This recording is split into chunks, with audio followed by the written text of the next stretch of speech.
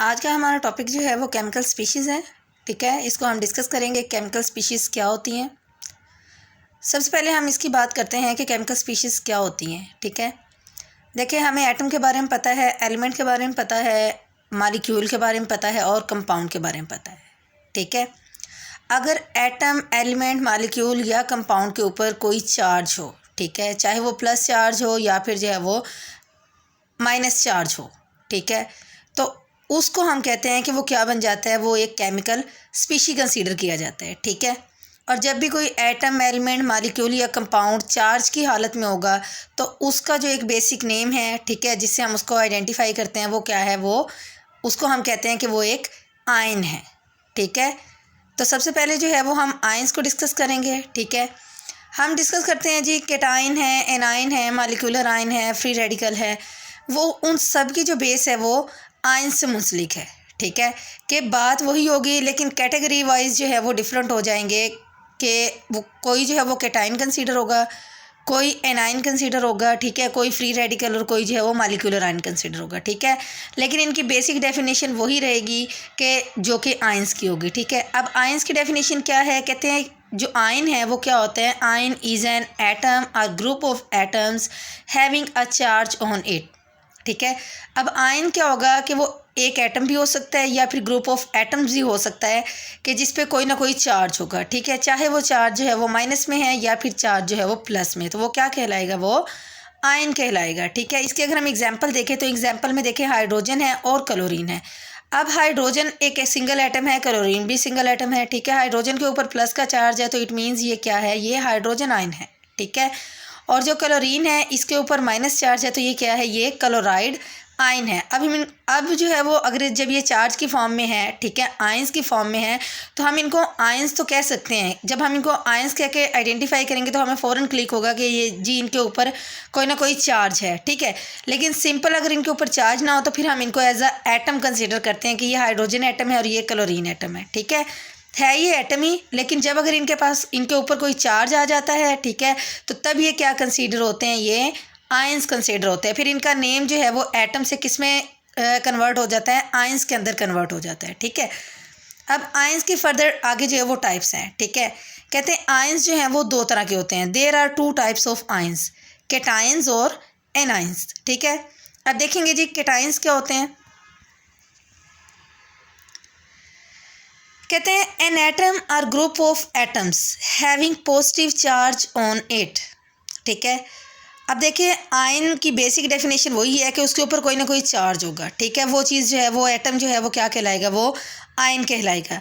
लेकिन अब केटाइंस क्या है, कैटेगरी क्या है, केटाइंस की कैटेगरी है तो ये क्या होगा कि अगर उस एटम या ग्रुप ऑफ एटम के ऊपर अगर पॉजिटिव चार्ज हो तो वो क्या कंसीडर होंगे, वो केटाइंस कंसीडर होंगे। ठीक है, जैसे इसकी एग्जांपल देखें, यहाँ पे सोडियम के ऊपर भी पॉजिटिव का चार्ज है और पोटेशियम के ऊपर भी पॉजिटिव का चार्ज है, तो ये क्या होगा, ये सोडियम आयन होगा और ये पोटेशियम आयन होगा। ठीक है, यानी कि ये सोडियम केटाइन है और वो पोटेशियम केटाइन है। ठीक है, उसके बाद हम इसकी फॉर्मेशन देखेंगे कि केटाइंस की जो है वो फॉर्मेशन कैसे होती है। कहते हैं cations are formed when atoms lose electrons from their outermost shells.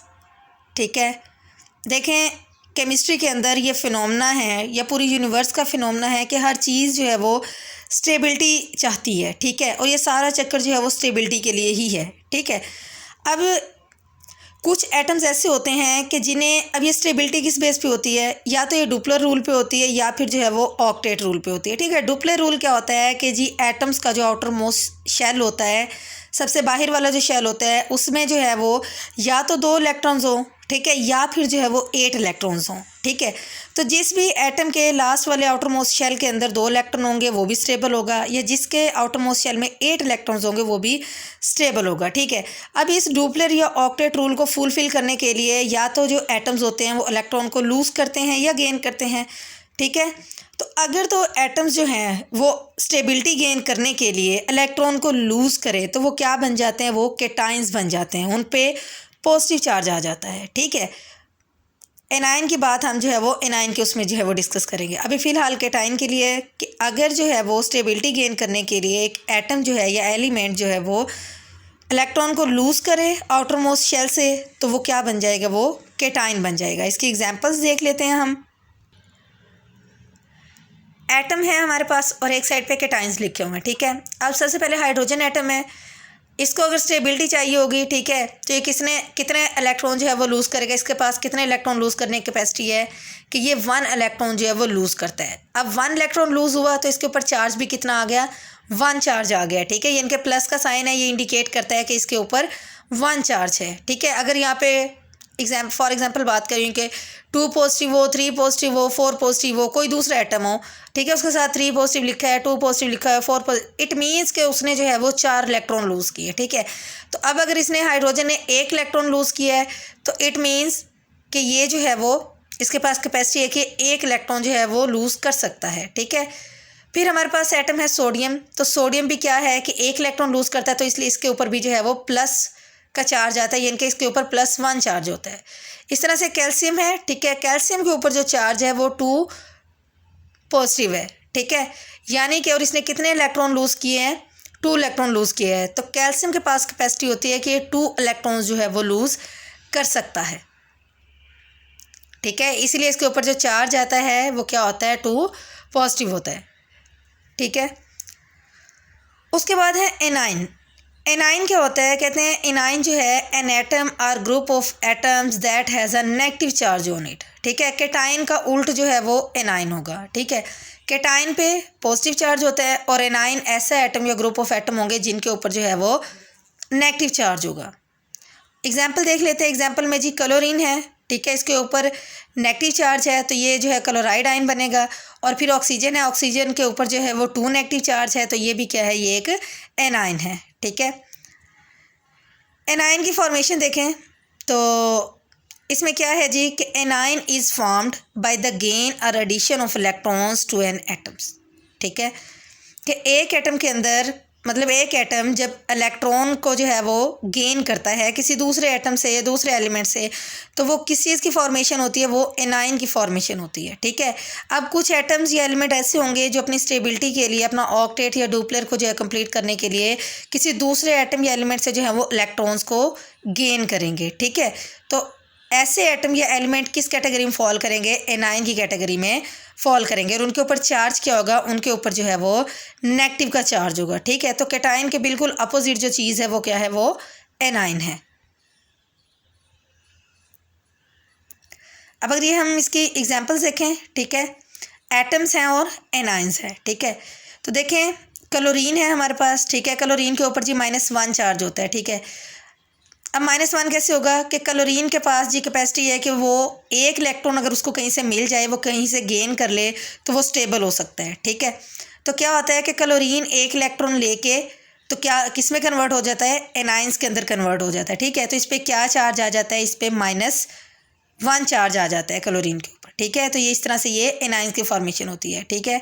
क्योंकि एनाइंस की डेफिनेशन क्या है कि एटम जो है वो किसी मतलब इलेक्ट्रॉन्स को गेन करेगा, ठीक है, किसी दूसरे एटम या एलिमेंट से, तो वो क्या बन जाएगा, उसके ऊपर नेगेटिव चार्ज आ जाएगा और वो एनाइंस कंसीडर होगा, ठीक है। इस तरह से ऑक्सीजन है, ऑक्सीजन जो है वो ऑक्सीजन के पास कितनी कैपेसिटी है कि वो कितने इलेक्ट्रॉन्स लेता है, कितने इलेक्ट्रॉन्स गेन करता है, वो जो है वो 2 इलेक्ट्रॉन्स जो है वो गेन करता है। तो इस तरह से इसके ऊपर कितना चार्ज आ जाएगा, 2 नेगेटिव। यही बात है कि जो एटम जितने इलेक्ट्रॉन लूज़ करेगा उसके ऊपर उतना ही चार्ज आएगा, ठीक है, और जो एटम जितने इलेक्ट्रॉन्स गेन करेगा उसके ऊपर भी उतना ही चार्ज आएगा। लेकिन जो इलेक्ट्रॉन लूज़ करते हैं उनके ऊपर पॉजिटिव में आ जाता है चार्ज और जो इलेक्ट्रॉन गेन करते हैं उसके ऊपर नेगेटिव में चार्ज आ जाता है, ठीक है। फिर है difference between atoms and ions, ठीक है।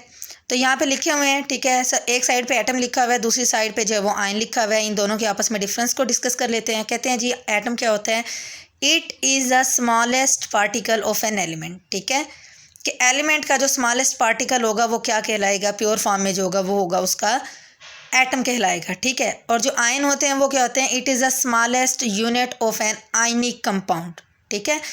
अब आयन क्या है, आयन भी बेसिकली एटम ही है, ठीक है, लेकिन ऐसा एटम है कि जिसके ऊपर कोई ना कोई जो है वो चार्ज होता है, ठीक है। अब आयनिक कंपाउंड क्यों स्पेसिफाई किया है, क्योंकि आयंस जो है वो मिलके क्या बनाते हैं, आयनिक कंपाउंड बनाते हैं, ठीक है। ऐसे कंपाउंड के जिनके अंदर जो है वो आयनिक बॉन्ड बना हो एटम्स के दरमियान तो वो क्या कहलाते हैं, वो आयनिक कंपाउंड कहलाते हैं। ठीक है, तो आयन से मिलने वाला, आयन से मिलकर बनने वाला जो कंपाउंड होगा, ठीक है, वो उसका जो है वो स्मॉलेस्ट यूनिट क्या कहलाएगा, आयन कहलाएगा। ठीक है, और एटम से मिलके जो चीज़ बनती है वो क्या है, वो एलिमेंट है। ठीक है, तो एलिमेंट का स्मॉलेस्ट पार्ट क्या होगा, स्मॉलेस्ट पार्टिकल वो एटम होगा। सेकंड है कि जो एटम होते हैं it can or can not exist independently and can take part in a chemical reaction. ठीक है, एटम की कंडीशन है कि ये इंडिपेंडेंटली एग्जिस्ट करते भी हैं और नहीं भी कर सकते। ठीक है, और ये केमिकल रिएक्शन के अंदर टेक पार्ट करते हैं। ठीक है, आयंस की अगर बात करें तो आयंस के बारे में क्या है, it can not exist independently and is surrounded by oppositely charged ions. जो आयन होता है वो कहते हैं जी कि कैन नॉट एग्जिस्ट इंडिपेंडेंटली। ठीक है, इंडिपेंडेंटली एग्जिस्ट नहीं कर सकता, जैसे कि जी एटम एग्जिस्ट कर सकता है। ठीक है, वजह क्या है इसकी कि ये जो है वो सराउंडेड होता है बाय अपोजिटली चार्ज्ड आयंस। ठीक है, ये ज़्यादा कशिश के साथ जो है वो इसने बॉन्ड बनाया होता है अपने अपोजिट जो चार्ज होता है आयंस उनके साथ। ठीक है, जैसे अगर सोडियम और सोडियम क्लोराइड की बात करें, ये एक आयनिक कंपाउंड है, तो सोडियम के ऊपर प्लस चार्ज होता है और क्लोरीन के ऊपर जो है वो नेगेटिव चार्ज होता है। ठीक है, तो इनकी आपस के जो बॉन्ड बनाने की जो कशिश है वो ज़्यादा स्ट्रॉन्ग होती है, तो इसलिए इनमें से कोई भी जो है वो इंडिपेंडेंटली एग्जिस्ट नहीं कर सकता। लेकिन ये है कि ये भी जो है वो केमिकल रिएक्शन में टेक पार्ट कर सकते हैं। ठीक है, एटम की अगर बात करें तो एटम हम किसको कहते हैं कि इट इज़ इलेक्ट्रिकली न्यूट्रल। अब एटम जो होता है ना वो न्यूट्रल होता है। ठीक है, लेकिन जो आयन होता है वो क्या होता है, उसके ऊपर कोई ना कोई जो है वो नेट चार्ज होता है। ठीक है, या तो नेगेटिव होगा या फिर जो है वो पॉजिटिव होगा। यही बात हमने डिस्कस किया है कि एटम क्या होते हैं कि जिनके ऊपर कोई चार्ज नहीं होता। ठीक है, लेकिन अगर उसी एटम के ऊपर कोई ना कोई चार्ज आ जाए, फिर वो नेगेटिव है या पॉजिटिव है, तो फिर उसको हम कहते हैं कि वो क्या है, वो एक आयन है। ठीक है।